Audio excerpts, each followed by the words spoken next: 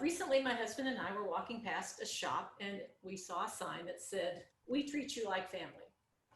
We immediately looked at each other and said, "Well, we're not going in there."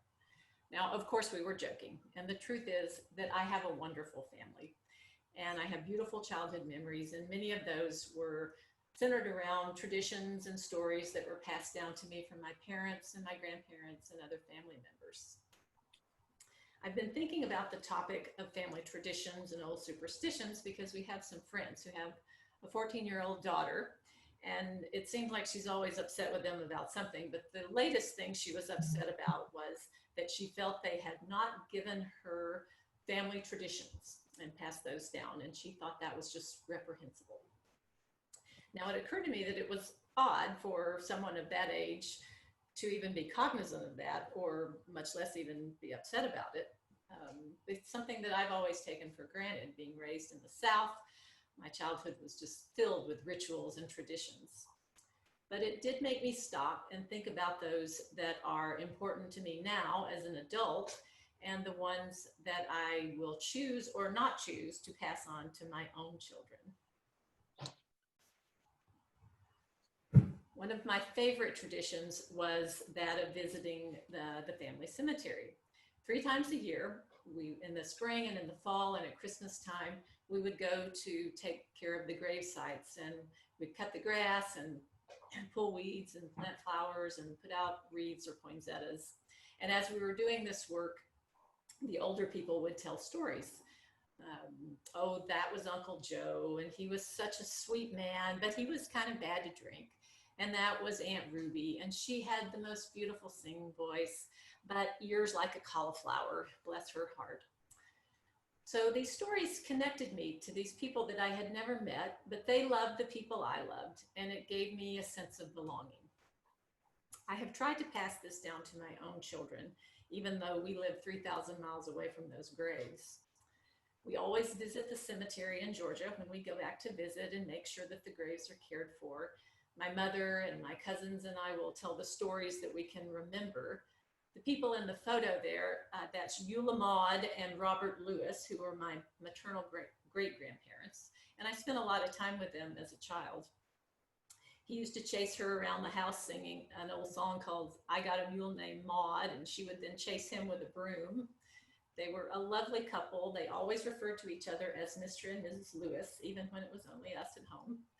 And I never saw either one of them leave the house without a hat. My sons will listen to these stories, and I do hope they have a sense of connection, but I'm not sure. Partially, I think it's the distance, and partially, inherently, it just seems the ritual of caring for the graves is a bit of a maternal ritual, so I'm not sure it strikes the same chord with them.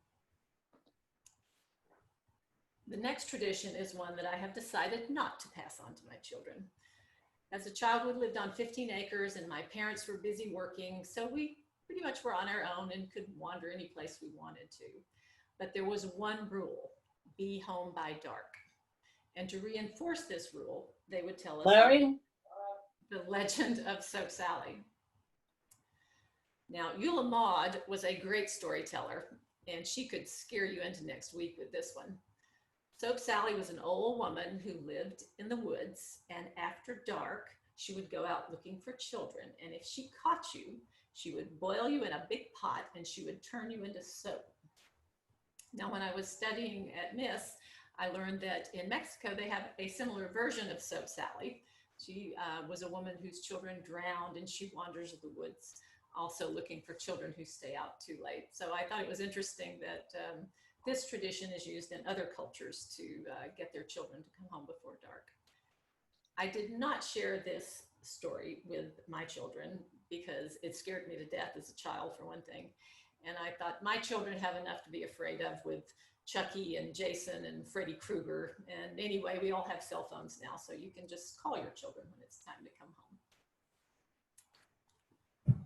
The next tradition is one of my favorites, and I do hope to pass it on, but I'll probably have to modify it a bit.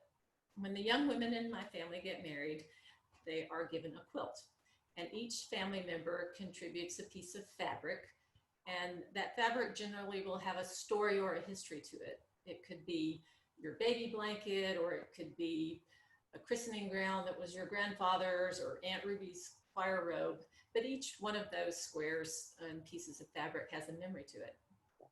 Now, I love my quilt, and I treasure it. It's probably the first thing I would put in my go bag. My mother and my grandmother could sew anything, and they were wonderful at quilting, but I can't even sew on a button. I just never picked it up, and I thought I would learn as I got older, but it's unlikely to happen at this point. So I'm trying to think of a way to change this tradition and turn it into something similar, but something that doesn't require needle and thread. Families come in all shapes and sizes, and there is no cookie cutter template for what your traditions should look like, or who you share them with, or how they change over time. Frankenstein.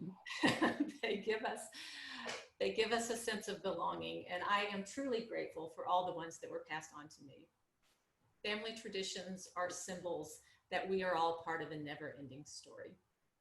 So on this day of remembrance, I hope that all of you can look back to a memory that connects you to your past, or perhaps take this as an opportunity to create a new one. Mr. Toastmaster.